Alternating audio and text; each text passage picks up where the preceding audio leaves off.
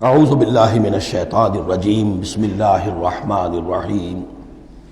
وَلِلَّهِ مَا فِي السَّمَاوَاتِ وَمَا فِي الْأَرْضِ اللہ ہی کا ہے جو کچھ کہ ہے آسمانوں میں اور جو کچھ کہ ہے زمین میں وَلَقَدْ وَصَّيْنَا الَّذِينَ أُوتُوا الْكِتَابَ مِن قَبْلِكُمْ وَإِيَّاكُمْ أَنِ اتَّقُوا اللَّهَ اور دیکھو مسلمانوں جو تم سے پہلے تھے انہیں بھی ہم نے وصیت کی تھی جنہیں کتاب دی تھی اور اب تمہیں بھی وصیت یہی ہے کہ اللہ کا تقوی اختیار کرو اصل شے ہے تقوی ورنہ شریعت جو ہے اس کا بھی مذاق بن جائے گا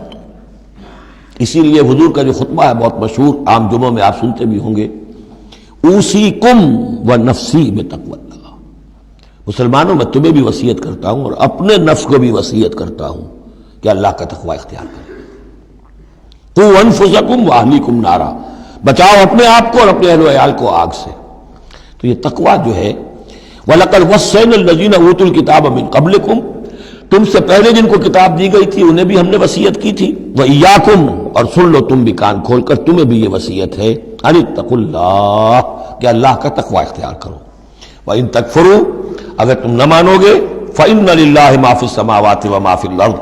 تو جو کچھ بھی ہے آسمانوں میں اور جو کچھ بھی ہے زمین میں وہ اللہ ہی کا ہے وَكَانَ اللَّهُ غَنِيًّا حَمِيدًا اور اللہ تعالیٰ تو غنی ہے اپنی ذات میں خود ستودہ صفات ہے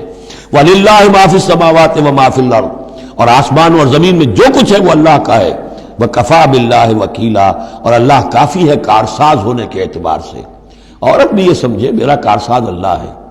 یہ شوہر جو میرا ہے یہ ظلم کر رہا ہے میرے ساتھ انصاف نہیں کر رہا ہے تو میں اسے تعلق منقطع کروں اللہ بہتر میرے لیے کوئی راستہ پیدا کر دے گا اللہ کارساز ہے اسی طریقے سے مرد بھی یہ سمجھے کوئی عورت ہے دین کے معاملے میں نہیں اس کے ساتھ تعاون کر رہی ہے وہ دین کا کام کرنا چاہتا ہے تو آخر یہ نہیں ہے کہ سمجھا جائے کہ ہر صورت عورت سے تو نباہ کرنا ہے چاہے اللہ کس سے بغاوت ہو جائے یہ تو کوئی بات نہ ہوئی ہر چیز کو رکھنا ہے اپنے مقام پر ان یشاء یذہبکم ایھا الناس اے لوگوں کیا سمجھتے ہو تم اللہ چاہے تو تم سب کو لے جائے ختم کر دے ویات بآخرین اور لوگوں کو پیدا کر دے تمہاری کوئی حیثیت نہیں اللہ کے مقابلے میں نفس واحد کی طرح ہو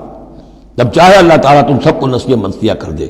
وَكَانَ اللَّهُ عَلَى ذَلِكَ قَدِيرًا اور یقیناً اللہ تعالیٰ اس چیز پر قادر ہے من کان یرید ثواب الدنیا فعند اللہ ثواب الدنیا والآخرہ جو کوئی بھی دنیا کا ثواب چاہتا ہے ساری بھاگ دوڑ محنت دن رات کی کوشش دنیا کمانے میں اور پیسہ اور دولت اور جائیداد اور ترقی عہدوں میں ترقی اور اپنی اور زندگی کے اور ان چیزوں کے اندر لگے ہوئے ہیں سارے دن ساری رات عند اللہ ثواب الدنیا والآخرہ اللہ کے پاس تو ثواب دنیا کا بھی آخرت کا بھی ہے تو ہی ناداں چند کلیوں پر قناعت کر گیا ورنہ گلشن میں علاج تنگی دوران بھی تھا اللہ سے تم مانگو دنیا بھی مانگو آخرت بھی مانگو